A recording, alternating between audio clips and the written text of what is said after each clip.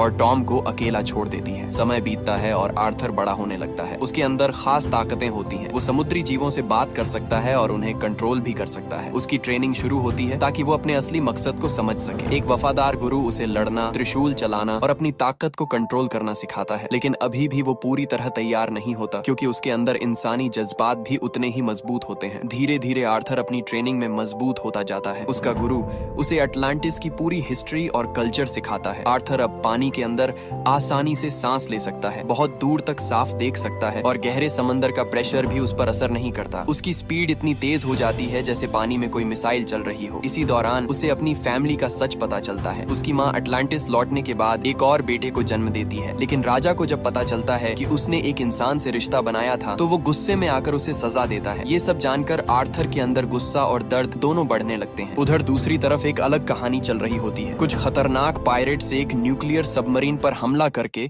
उसे कब्जे में ले लेते हैं। वो सिर्फ लूटपाट ही नहीं करते बल्कि बेगुनाह लोगों को भी मारते हैं। उनमें से एक लड़का जो अपने बाप के साथ पायरेट बना होता है, पहली बार खुद को साबित करने का मौका पाता है। उसका बाप उस पर गर्व करता है और उसे एक खास डैगर देता है जो उनके खानदान की निशानी होती है, लेकिन किस्मत को कुछ और ही मंजूर होता है। अचानक उसी सबमरीन पर आर्थर पहुंच जाता है। वो अकेले ही पूरी सबमरीन को कंट्रोल कर लेता है। गोलियां उस पर असर नहीं करती और वो दरवाजे को शील्ड की तरह इस्तेमाल करके आगे बढ़ता है। जैसे ही वो पास आता है वो दुश्मनों को एक एक करके आसानी से हरा देता है। कोई गोली चलाता है, कोई हमला करता है, लेकिन आर्थर हर किसी पर भारी पड़ता है। उसकी ताकत और स्पीड देखकर सब डर जाते हैं। कुछ ही देर में वो सभी बंधकों को बचा लेता है, लेकिन तभी अचानक वो लड़का, छोटा पायरेट, सामने आ जाता है जिसके दिल में आर्थर को हराने का जुनून होता है। वो पूरी ताकत से हमला करता है, लेकिन उसके लिए आर्थर से लड़ना नामुमकिन होता है। उसकी छुरी आर्थर को कुछ नहीं कर पाती और कुछ ही पलों में आर्थर उसे पूरी तरह हरा देता है। यहाँ साफ दिख जाता है कि इंसान और अटलांटियन की ताकत में कितना बड़ा फर्क है। फिर उसका बाप, बड़ा पायरेट, आगे आता है और चालाकी से ग्रेनेड फेंककर आर्थर को रोकने की कोशिश करता है। धमाका होता है, धुआं फैल जाता है, लेकिन आर्थर बच जाता है। इससे पहले कि वो भाग पाता, आर्थर बिजली जैसी स्पीड से हमला करता है और एक लोहे की रॉड फेंककर उसे दीवार से चिपका देता है। आर्थर उसे मारना नहीं चाहता, इसलिए उसे छोड़कर जाने लगता है, लेकिन लालच और गुस्से में वो पायरेट फिर से हमला करने की कोशिश करता है। इस बार हालात बिगड़ जाते हैं। एक एक्सप्लोजन से सबमरीन का हिस्सा टूट जाता है